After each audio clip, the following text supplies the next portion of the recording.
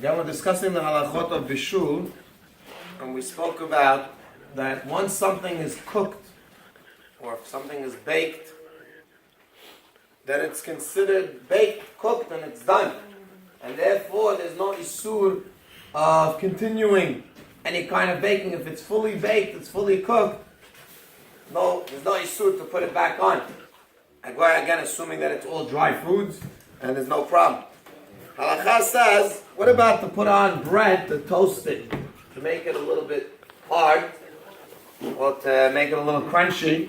The person, again, it's fully baked, it's 100% cooked, it's edible, everything is fine. I just like it to be a little bit toasty, toasted bread. Can I do that or not? So Halakha says, יש אומרים שאסור להניח פירוסות לחם על גבי פלטה חשמלית או גז מכוסה כדי להקשות את הלחם ולעשות לצלילים יבשים.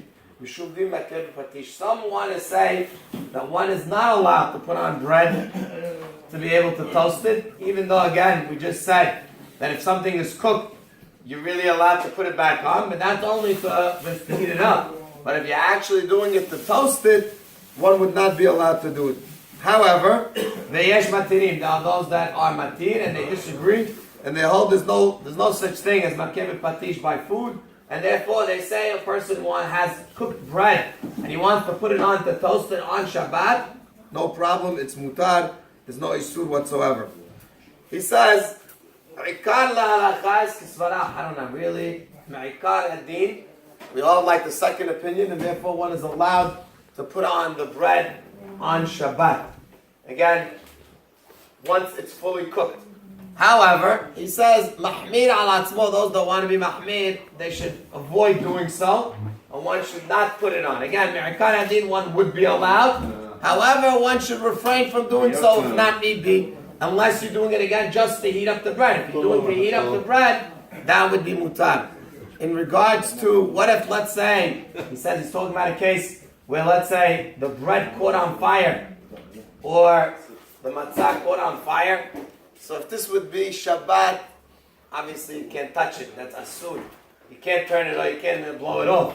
But if it's Yom Tov, where Yom Tov we know that one is allowed to do melacha letzorech ochel nefesh. So in such a case, he says this would be kibui letzorech ochel nefesh, to turn off, to blow out the fire from the bread or from the matzah. That would be allowed again on Yom Tov only, will be permissible. Again, letzorech ochel nefesh. Again, this is just to show you how important it is. It's not allowed to just turn off a fire just like that. And therefore, now that it's coming up to Yom Tov, one should be careful. You're allowed to turn on a fire from another existing fire, but you can't turn off a fire on Yom Tov. It's asur, it's melacha, that's asura, and one is not allowed to turn it off for any purpose, unless, again, in this case, with tzorech ochel nefesh, if you don't turn it off, your bread is going to be burnt, then one would be allowed to turn it off. But otherwise, one is not allowed to turn it off on Yom Tov. Even Yom Tov, one is not allowed to turn off the fire